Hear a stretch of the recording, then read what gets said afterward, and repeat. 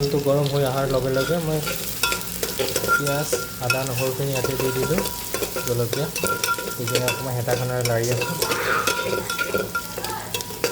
ভালকৈ অকণ ব্ৰাউন হোৱালৈকে ভাজি থাকিব লাগিব।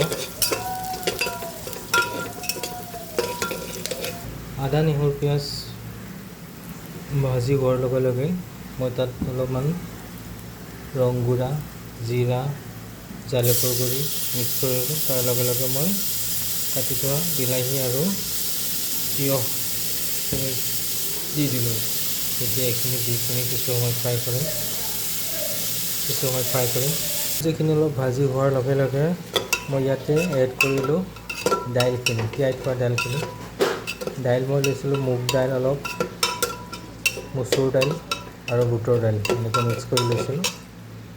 এইখিনি 5 মিনিটমান ফ্ৰাই হোৱাৰ পিছত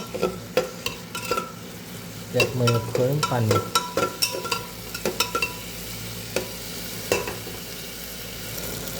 এতিয়া মই ইয়াতে অকণমান পানী এড কৰিম।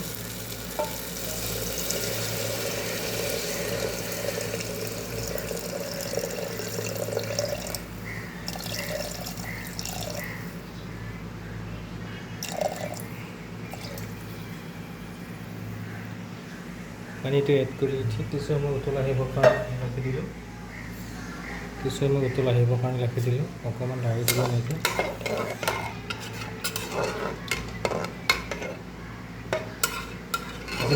এই অদ্ভুত ৰেচিপিটো মই আজি প্ৰথম বনাইছোঁ, কাৰণ মই যেতিয়া বাহিৰত কোম্পানীত কাম কৰি আছিলোঁ তেতিয়া মোৰ বন্ধু এজনে, মানে বাহিৰৰ বন্ধু এজনে, ত্ৰিপুৰা ছাইডৰ বন্ধু এজনে মোক এনেকৈ বনাই খুৱাইছিলে এদিনাখন।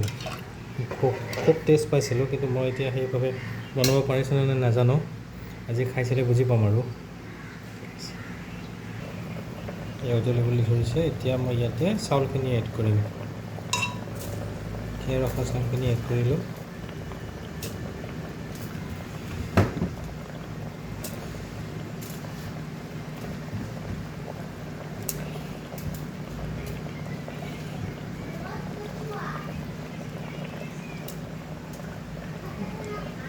এড কৰাৰ পিছত এতিয়া মই কুকাৰৰ ঢাকনিখন লগাই দিলোঁ, দি ইয়াতে 2টা চিটি মাৰিবলৈ ৰখি দিছোঁ। এতিয়া 2টা চিটি মৰাৰ পিছত মই কিন্তু বন্ধ কৰি দিলোঁ। এতিয়া কিছু সময় ঠাণ্ডা হ'বৰ কাৰণে ৰখি দিম, তাৰপিছত চাই ল'ম। কুকাৰৰ চিটিটো পৰি যোৱাৰ পিছত এতিয়া খুলি চাম বস্তুটো ঠাণ্ডা হৈছে। কি হৈছে অদ্ভুত ৰেচিপিটো। ধুনীয়া হৈছে দেখোন, এইটো বিৰিয়ানী হৈ গ'ল। এতিয়া মোৰ বিৰিয়ানী টাইপ হৈছে, ভেজ বিৰিয়ানী। লাহেকৈ অকণমান লাৰি চালোঁ, অলপ ঢিলা হৈছে বাৰু, ফাৰ্ষ্ট টাইম বনাইছোঁ কাৰণে। ইয়াৰ পিছত চাই ল'ম বাৰু কেনে হয়।